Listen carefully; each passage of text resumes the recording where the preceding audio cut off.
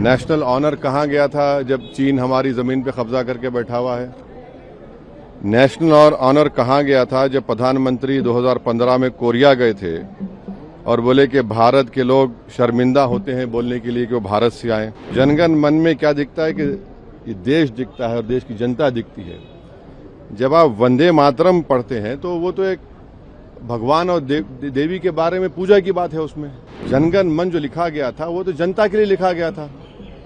और मैं कह रहा हूं कि 1950 में राजेंद्र प्रसाद ने बहुत बड़ी गलती की। बगैर रेजोल्यूशन के उन्होंने कह दिया कि नेशनल सॉन्ग है, जबकि रेजोल्यूशन लेना चाहिए था उनको। संघी आरएसएस के लोग कभी वंदे मातरम पढ़े? ये लोग कहां पढ़े बताइए? माफीनामे लिख रहे थे और हिंदू महासभा और मुस्लिम लीग तो फौज जमा कर रहे थे अंग्रेजों को देने के लिए। आपने कभी जिंदगी में पढ़ा ही नहीं। पहले तो सरकार ने हाउस ऑर्डर में नहीं था और दिन में और एक सप्लीमेंट्री एजेंडा लाकर, आज में ओरिजिनल एजेंडा में नहीं था, सप्लीमेंट एजेंडा लाकर दिन में इस बिल को लाया और इस पर कोई डिबेट नहीं हुई और ऐसे ही 10 मिनट के अंदर आपने देखा कि उसको उन्होंने वोट कराकर पास कर लिया।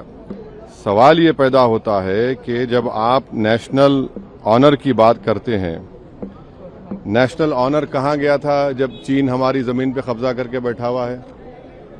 नेशनल ऑनर कहाँ गया था जब प्रधानमंत्री 2015 में कोरिया गए थे और बोले कि भारत के लोग शर्मिंदा होते हैं बोलने के लिए कि वो भारत से आए? फिर 2015 में प्रधानमंत्री ने इंडिया का फ्लैग गिफ्ट किया यूएस प्रेसिडेंट को। उन्होंने अपने एक बावर्ची को दे दिया जिसका नाम विकास खन्ना था। नेशनल ऑनर वहां पर याद नहीं आया। मणिपुर में महिलाओं की इज्जत लूटी गई, वहां पर नेशनल ऑनर बीजेपी को और प्रधानमंत्री मोदी को याद नहीं आया। अब हम ये बोलना चाह रहे हैं कि जनगण मन जब आप पढ़ते हैं तो जनगण मन में क्या दिखता है कि ये देश दिखता है और देश की जनता दिखती है। जब आप वंदे मातरम पढ़ते हैं तो वो तो एक भगवान और देवी के बारे में पूजा की बात है उसमें। अब उन मुजाहिदीन आज़ादी को क्या बोलेंगे जिन्होंने इस देश के लिए कुर्बानी दी, चाहे वो मौलाना महमूदुल हसन हो, हुसैन अहमद मदनी हो, मौलाना अबुल कलाम आज़ाद हो, मौलाना काफ़ी हो।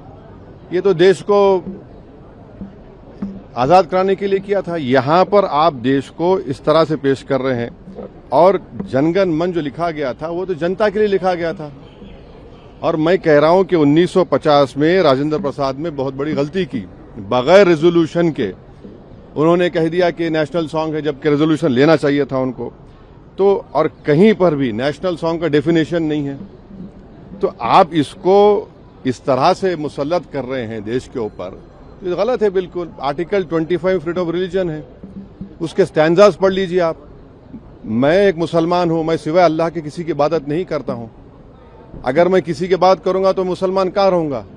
तो आप तो आर्टिकल 25 का, 26 का, 29 का ग्रेव वायलेशन कर रहे हैं।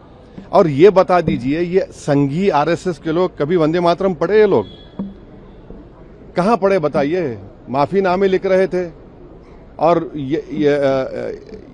हिंदू महासभा और मुस्लिम लीग तो फौज जमा कर रहे थे अंग्रेजों को देने के लिए। आपने कभी जिंदगी में पढ़ा ही नहीं।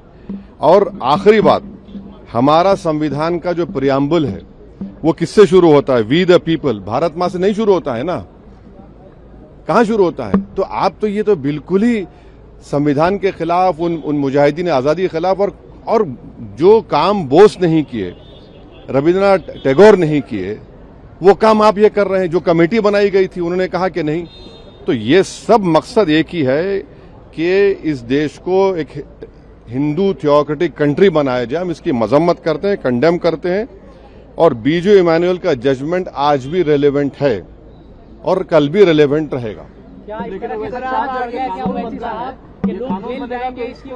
हाँ, देखिए, संविधान में बीजू इमानुएल का जजमेंट है। आर्टिकल 19 और 25 क्लियरली बोलता है कि आपकी भारत से मोहब्बत एक गाना गाने से नहीं होती है।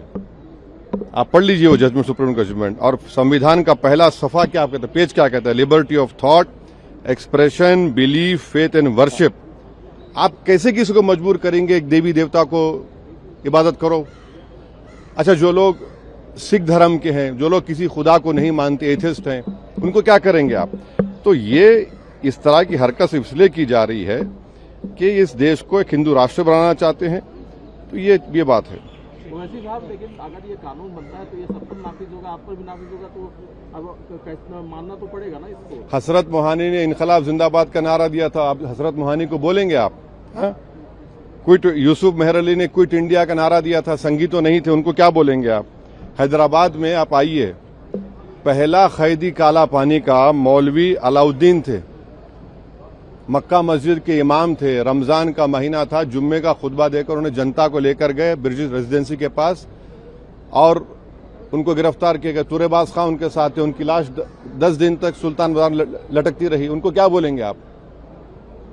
ये लोग तो देश की आजादी में हिस्सा ही नहीं लिए ना, इनको माल पता ही नहीं है। ये तो उन लोगों को शर्मिंदा कर रहे हैं जिन्होंने सब कुछ देश के लिए कुर्बान किया। तो फिर इसको चैलेंज करेंगे आप सर? देखिए क्या होता है। ये तो देखिए, बाज लोगों की नजर में गोडसे पेट्रियट है, हमारी नजर में वो गद्दार है।